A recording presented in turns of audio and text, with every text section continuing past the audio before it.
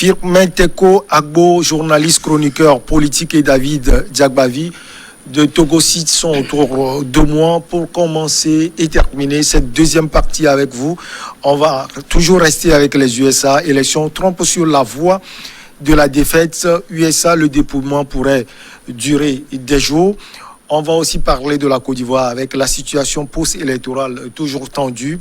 On reste toujours en Côte d'Ivoire avec la France qui appelle à reprendre un dialogue politique. Messieurs, bonsoir. Firmin Teko Agbo, comment vous allez? Je vais bien, bonsoir. Michel Takwa, je vais bien. Merci de m'avoir invité. David, bonsoir. Bonsoir Michel. En pleine forme. Oui, ça va. On va parler des USA. Trump sur la voie de la défaite, David. C'est ce que les tendances donnent depuis hier. Tout le monde entier est scotché sur les élections américaines. Ça prouve la puissance de ce grand État, de ce grand pays.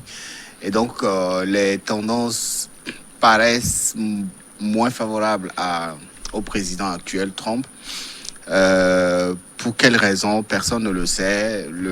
Les jours à venir vont véritablement identifier ce qui a causé cela. Mais quand on pousse un peu l'analyse, on se rend compte que la situation semble échapper au président actuel, malgré l'assurance et la garantie qu'il avait manifestée à quelques semaines de l'élection. Il était confiant sur son bilan. Il a fait valoir les réussites qu'il avait eues à surtout sur le plan économique. Voilà, surtout sur le plan économique, avec le recul du chômage aux États-Unis. Mais tout ça n'était pas assez évident pour lui permettre de s'en sortir la tête haute, contrairement à 2016 où, à l'heure actuelle, on savait déjà les tendances qui étaient fortement favorables au président Trump. Sur ce coup-ci, les choses ont semblé un peu changer en sa défaveur et depuis hier, on assiste à une sorte de constat qui n'arrange véritablement pas ses affaires. Quand on voit aussi un peu les déclarations que ce président a faites depuis hier et qu'il continue d'en faire encore aujourd'hui, c'est l'une des rares fois dans l'histoire des élections américaines qu'un président parle de fraude, un président au pouvoir parle de fraude organisée lors des élections qu'il a lui-même piloté. C'est aussi la première fois qu'un président américain pense saisir la Cour suprême pour dénoncer ou alors pour les éventuelles fraudes. Et donc, ça prouve que la situation semble véritablement échapper à Trump. À l'heure actuelle, avant que nous venions au studio, les tendances ne sont pas favorables. Ils sont encore au coude à coude, mais avec une légère avance de Biden sur certains États qui étaient favorables aux républicains. Dans certains États que Trump avait gagné en 2016 facilement, les choses ne se positionnent pas véritablement. Et donc, à l'heure actuelle, je pense que ça n'arrange pas les affaires de Trump et ça continue toujours de susciter cette interrogation au sein de l'opinion nationale, américaine d'abord et internationale. Tout le monde veut savoir ce qui va se passer les heures et les jours à venir. On espère que cela se fera véritablement. Firmin Teko Agbo, on a vu Joe Biden avec un calme olympien depuis le matin. Il croit en sa victoire. Et, par contre, Donald Trump semble être irrité. Est-ce qu'il prépare l'opinion à son échec? Non, j'ai l'impression que Donald Trump a peur. Il a peur tout d'abord de l'avance que Joe Biden affiche déjà 238 contre 213 pour Donald Trump. Il a peur aussi parce que c'est possible que les votes par correspondance, les votes par anticipation ne soient pas en sa faveur et cela peut durer. Surtout qu'il avait appelé ses partisans ne pas voter par correspondance. Par correspondance et par anticipation. Donc, il a toujours peur. Donc, il ne sait pas comment gérer la situation. Or, il y a encore 9 États qui n'ont pas encore leurs résultats bien affichés, bien sûr. Le dépouillement se poursuit dans ces 9 États, dans le Michigan, dans la Caroline du Nord, la Pennsylvanie surtout. Donc, il a peur de ces situations-là et il ne sait pas comment s'y prendre. Et quand vous voyez un peu Joe Biden dans sa posture, il a un calme olympien, comme vous l'avez dit tout à l'heure. C'est quelqu'un qui parle avec une certaine assurance. Il se dit, il est bien parti pour gagner cette présidentielle. Mais on peut juste dire, quoi qu'on puisse dire, bien sûr, on a déjà les résultats, les 2 résultats que nous avons, mais tout peut encore être possible. Oui. Tout peut être encore possible. Donald Trump peut gagner, Joe Biden peut gagner ou perdre, Donald Trump aussi peut perdre. Mais ce qui a, David a parlé tout à l'heure des meilleures prestations ou des meilleurs chiffres de Donald Trump durant ces 4 années. Quand vous suivez un peu Donald Trump, c'est quelqu'un que tout le monde trouve bizarre. On l'avait trouvé bizarre en 2016 et on n'était pas sûr. On n'était pas sûr qu'il allait remporter face à Hillary Clinton. Et bien sûr, le peuple américain, dans sa majorité, ne l'avait pas choisi. Mais les grands lobbies l'ont choisi. Et les grands lobbies l'ont choisi. Les grands pétroliers l'ont choisi. Quand il est venu, il a fait leur affaire. Il a retouché systématiquement l'Obamacare. Vous vous en rappelez, parce que quand on parle d'Obamacare, c'est l'assurance publique pour les pauvres. Or, ça n'arrange pas les grandes compagnies d'assurance. Donald Trump est leur ami, donc il a retouché un peu à l'Obamacare. Il est sorti de l'accord de Paris, réchauffement climatique, et il est sorti aussi de l'accord sur le nucléaire iranien. Il donne des coups à l'ONU également. Des coups à l'ONU. Et tout ça, là, c'est parce que il a fait tout cela parce que ce sont les lobbies qui l'ont porté au pouvoir, et il a mené une politique qui a favorisé les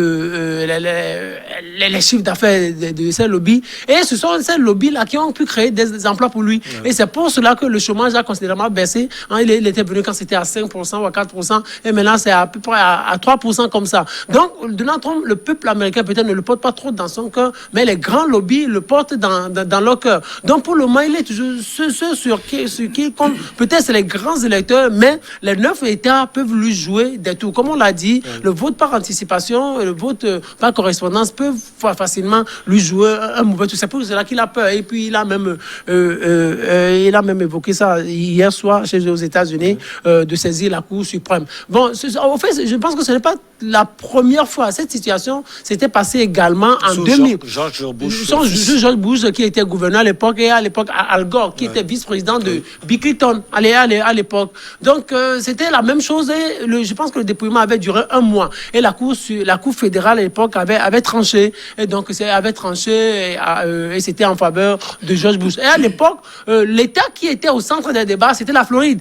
Donc, on avait dû stopper le recomptage des voix au niveau de la Floride, et la victoire était beaucoup plus du côté de George Bush. Mais ici, c'est 2 choses qui choquent ou qui sont au menu des discussions. Le vote par anticipation et le vote par correspondance. On ne sait pas comment ça va se passer, mais on attend de voir. David Firmin l'a dit, George Bush fils avait eu aussi ce genre de problème, mais c'est la première fois que le problème est aussi remarquable.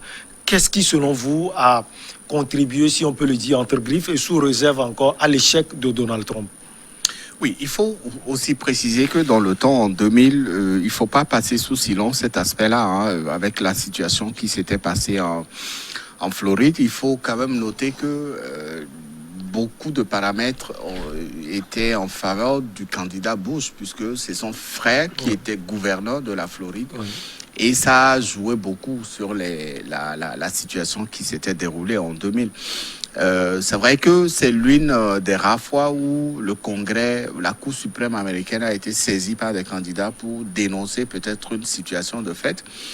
Mais dans le cas de Donald Trump aujourd'hui, il y a beaucoup d'aspects qu'il faut prendre en considération. Aujourd'hui, si il s'est retrouvé dans cette situation, c'est parce que pendant très longtemps, il avait changé le cours des choses.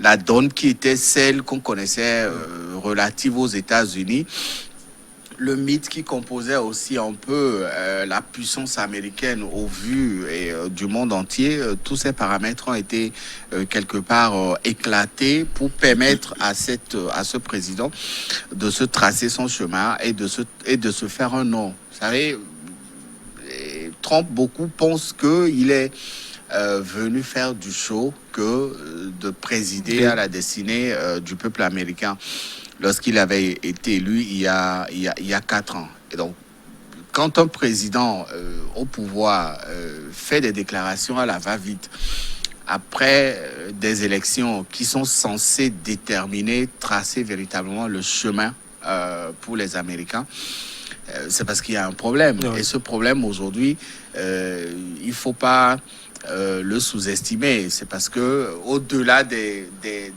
réussites et du bilan positif du président Trump, il y a aussi en face d'autres facteurs que les Américains ne lui ont pas pardonné. Il y a eu des décisions officielles qu'il avait eu à prendre. Il y a eu aussi sa gestion du pouvoir américain.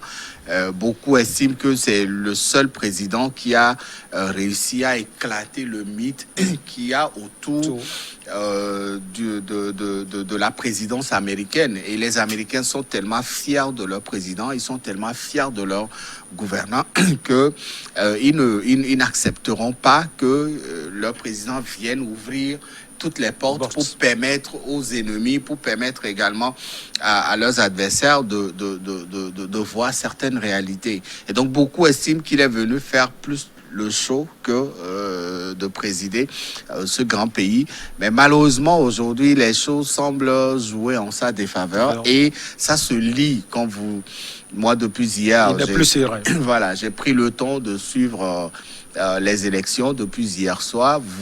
On voit un Donald Trump beaucoup plus offensif, agressif, serein, voilà. On sent que quelque chose lui échappe et cela se lit sur ses différentes sorties.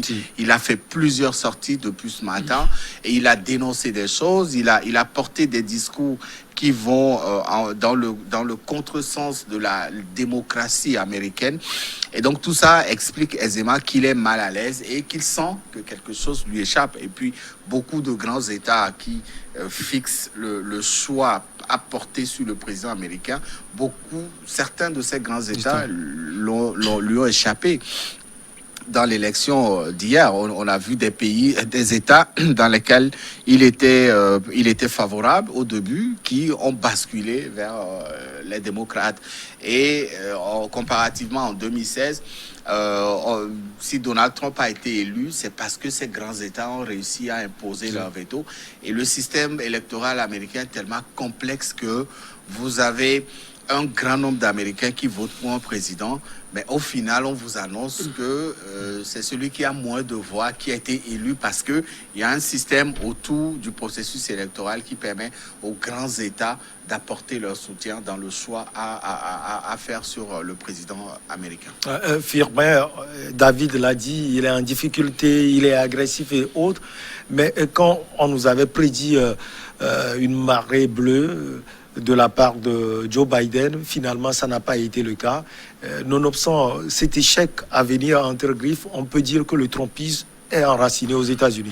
Oui, le trumpisme est enraciné aux États-Unis parce que il y a quelque chose qui joue aussi en faveur de Donald Trump. C'est le show. Le show est large. Par exemple, quand on voyait Donald Trump, lui, là, 74 ans, Joe Biden, 78 ans. Donc, hier, par exemple, Joe Biden, il me semble que c'était hier ou avant-hier. Oui, c'était hier, le jour de la campagne. Oui, c'était lundi. Oui. Lundi, lui seul, il avait fait 5 meetings en une journée, oui. Vous imaginez. Et il avait même fait circuler une vidéo dans laquelle il dansait, il faisait du show, en fait. Donc, tout ça, là, ça harangue la foule. Les Américains adore ça, au fait. Tout d'abord, les élections présidentielles aux États-Unis, c'est du show, c'est du buzz, ça fait plaisir. Et tous les regards sont fixés sur les présidentielles américaines. Donc,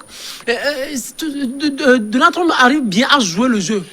sur le plan de la forme, Donald Trump arrive à bien jouer le jeu. Mais Joe Biden, vous allez le voir, il n'est pas beaucoup agressif sur le terrain. Il est beaucoup plus calme. C'est l'âge, à 2 ans de 80.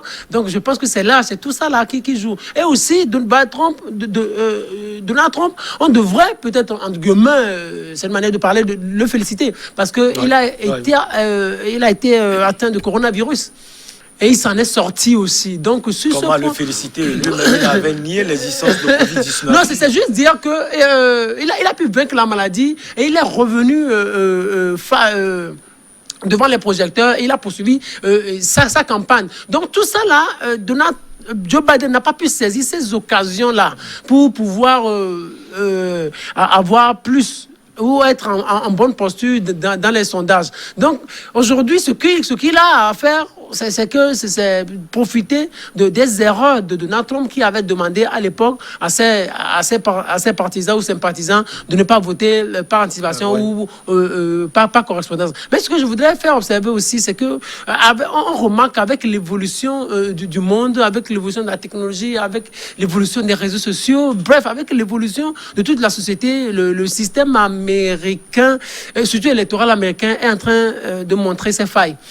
Ses failles parce que vous voyez aujourd'hui, en France, on organise des élections aujourd'hui à 18h au Togo, à 20h en France, on donne les résultats. On connaît les résultats. À 98%, on a déjà les résultats. De façon approximative, aussi approximative que ce soit... les résultats sont connus en France. Oh, la France, c'est la cinquième puissance du monde. Vous imaginez, on dit aujourd'hui les États-Unis, c'est la première puissance du monde. On fait les élections, donc il faut attendre. Peut-être il y a petit truc, on dit vote par anticipation ou vote par correspondance. Bon, c'est quoi? La correspondance, c'est quoi? C'est pas la poste. Donc, des gens envoient par la poste. Donc, le système américain doit dépasser ça. Si on fait les élections aujourd'hui, aussi, c'est un seul tour. On fait les élections, 2 heures après, on doit connaître les résultats. Ou au soir même, jusqu'à 17 et 18 heures, déjà, on doit savoir qui a gagné, qui n'a pas gagné. Donc, je pense que le système américain est resté un peu désuète et s'affiche aux antipodes de la réalité moderne. Le monde est en train d'aller un peu plus vite aujourd'hui. Donc, on veut commenter. Les journalistes veulent avoir plus d'informations. Si vous suivez un peu, presque dans toutes les maisons où il y a des journalistes, où il y a des hommes politiques, où il y a des gens qui réfléchissent un peu, il y a des acteurs de la société civile, où il y a des chefs d'État même, personne n'a dormi. Tout le monde est resté devant son écran. Mais jusqu'à présent, on n'a toujours pas les résultats. Le système américain aujourd'hui est en panne et il faut qu'il arrive à s'adapter à la réalité. On marque une petite pause. On vous revient, c'est promis, avec ce débat sur les élections présidentielles aux États-Unis d'Amérique.